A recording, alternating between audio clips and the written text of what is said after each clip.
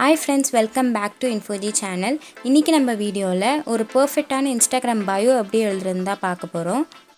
இப்போ Instagramல நம்ம ஒரு content creator-ஆ இருக்கோம், இல்லனா ஒரு ஸ்டார்ட்-அப் ரன் பண்ணிட்டு இருக்கோம், ஒரு சேல்ஸை புஷ் பண்ணனும் அப்படினா ஃபர்ஸ்ட் நம்ம ரீல்ஸை பார்த்துட்டு பயோவை தான் வந்து செக் பண்ணுவாங்க. வீடியோவை எண்ட் வரைக்கும் பாருங்க. நான் 4 ஸ்டெப்ஸ்ல பயோ எப்படி எழுதுறதுன்றதை ஒரு ப்ராடக்ட்டுக்கு லைவா எழுதி காட்டியிருக்கேன். இப்போ வாங்க வீடியோக்குள்ள போலாம். அதுக்கு 4 மெயின் கீ ஸ்டெப்ஸ் இருக்குது. நம்பர் 1 உங்கள் நேம் அண்ட் கீவேர்ட்ஸ். நம்பர் 2 நீங்கள் என்ன ப்ராடக்ட் அண்ட் சர்வீஸ் ப்ரொவைட் பண்ணுறீங்க. நம்பர் 3 நீங்கள் வந்து உங்களோட ஆடியன்ஸ்க்கு எப்படி ஹெல்ப் பண்ண போகிறீங்க. Number 4 call to action. First லைனில் பார்த்திங்கன்னா எப்போவுமே நம்ம பிராண்ட் நேமை கொடுத்துருப்போமே தவிர நம்மளோட நேமை வந்து அதில் மென்ஷன் பண்ணிக்கவே மாட்டோம். இப்போ என்னோடய பிராண்ட் நேம் இன்ஃபோஜினா என்னோடய நேம் ரம்யான்னு நான் வந்து ஃபர்ஸ்ட் லைனில் மென்ஷன் பண்ணியிருக்கணும். நம்ம நேமை மென்ஷன் பண்ணுறப்போ இது ஃபேக் இல்லைன்றதை அவங்க அண்டர்ஸ்டாண்ட் பண்ணிப்பாங்க. செகண்ட் வந்து கீவேர்ட் அப்படின்னா என்னென்னா நம்ம ப்ராடக்ட்டையோ இல்லை சர்வீஸையோ இல்லை நம்ம பேஜையோ வந்து நம்ம கஸ்டமர்ஸோ இல்லை யூசர்ஸோ எப்படி வந்து சர்ச் பண்ணுவாங்கன்றதை நம்ம ஐடென்டிஃபை பண்ணணும். ஃபார் எக்ஸாம்பிள் இப்போ நான் ஒரு மெகந்தி ஆர்டிஸ்ட்டாக இருக்கேன்னு வச்சுக்கோங்க.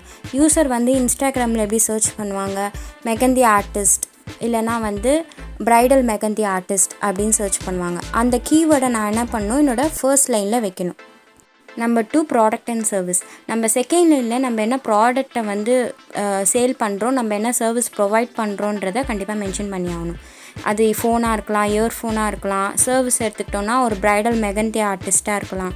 இதை வந்து நம்ம மென்ஷன் பண்ணி ஆகணும். Number 3 how you help your audience. இப்போ நம்மளே வந்து ஒரு ப்ராடக்ட் வாங்குகிறோம் இல்லை ஒரு சர்வீஸ் அக்யூர் பண்ணுறோம் அப்படின்னா நம்மளுக்கு வந்து ஃபஸ்ட்டு டிஸ்கவுண்ட் இருக்கா, ஃப்ரீ ஷிப்பிங் இருக்கா, ஃப்ரீ டெலிவரி இருக்கா, ஃப்ரீ கன்சல்டன்ட் கிடைக்குமா, ட்ரையல் அவைலபிளாக இருக்கா, இதெல்லாம் வந்து கண்டிப்பாக கேட்போம். ஸோ நம்ம தேர்ட் லைனில் இது எல்லாத்தையும் வந்து நம்ம மென்ஷன் பண்ணி ஆகணும். ஒன்ஸ் நம்ம மென்ஷன் பண்ணோன்னா நம்ம யூசர்ஸ்க்கு வந்து ஒரு வாட்டி ட்ரை பண்ணலாம் அப்படின்ற ஒரு மைண்ட் செட் வரும். Number 4 call to action. நம்ம ப்ரீவியஸ் 3 லைன்ஸில் நம்ம ப்ராடக்ட்டை பற்றியோ நம்ம சர்வீஸை பற்றியோ நம்மளை பற்றியோ இன்ஃபார்ம் பண்ணியிருக்கோம். இப்போ நம்ம யூஸரோ இல்லை ஃபாலோவர்ஸோ இல்லை கஸ்டமரோ நம்மளை எப்படி ரீச் பண்ணோன்றதை அந்த 4th லைனில் சொல்லணும். டிஎம் பண்ணுங்கன்னு சொல்லலாம், டிஎம் ஃபார் ஆர்டர்னு சொல்லலாம். நெக்ஸ்ட்டு வந்து ஃபார் ஆர்டர் கால்னு சொல்லிட்டு நம்ம ஃபோன் நம்பர் கொடுக்கலாம். வெப்சைட் இருந்தால் வெப்சைட்டோட லிங்க்கை கொடுத்து செக் பண்ண சொல்லலாம். இப்போ நம்ம டேக்ஸ் கரன்சின்ற பேஜுக்கு பயோ எப்படி ஆப்டிமைஸ் பண்ணியிருக்கோன்றதை பார்க்கலாம். இவங்க வந்து டேக்ஸ் சர்வீஸ் எல்லாம் ப்ரொவைட் பண்ணுறாங்க. உங்களுக்கு வேணும்னா லிங்க் டிஸ்கிரிப்ஷனில் கொடுக்குறேன், செக் பண்ணி பாருங்கள். ஃபர்ஸ்ட் லைன் பார்த்திங்கன்னா நம்ம நேம் ப்ளஸ் கீவேர்ட். நம்மளோட ப்ரொஃபைல் நேமே நம்ம திருப்பி கொடுக்கல, நம்ம அந்த சர்வீஸை ப்ரொவைட் பண்ணுறவரோட நேமை கொடுத்துருக்கோம் ப்ளஸ் கீவேர்ட் கொடுத்துருக்கோம். Tax service provider, tax consultant, சென்னைன்னு வந்து நம்ம சென்னை லொக்கேஷன் டார்கெட் பண்ணுறதுனால சென்னைன்னு கொடுத்துருக்கோம். செகண்ட் லைன் பார்த்திங்கன்னா இன்கம் டேக்ஸ் ரிட்டர்ன் அக்கௌண்டிங், நம்ம சர்வீஸ் என்ன ப்ரொவைட் பண்ணுறோன்றதை சொல்லியிருக்கோம். தேர்ட் வந்து அவங்க புக் கீப்பிங்கில் எக்ஸ்பர்ட்டுன்றதை சொல்லியிருந்தாங்க. ஸோ நம்ம அதையும் மென்ஷன் பண்ணியிருந்தோம். தேர்ட் லைனில் நம்ம என்ன ஹெல்ப் பண்ணுறோன்றதை நம்ம மென்ஷன் பண்ணணும்னு சொல்லியிருந்தால. ஸோ சிம்பிளிஃபை உள்ள டேக்ஸ், உங்கள் டேக்ஸை வந்து நாங்கள் சிம்பிளிஃபை பண்ணி தரோம் அப்படின்றத மென்ஷன் பண்ணியிருக்கோம். 4th லைனில் கால் டு ஆக்ஷன் வச்சுருக்கோம். டிஎம் ஃபார் ஃபீ கன்சல்டேஷன் சொல்லி கொடுத்துருக்கோம்.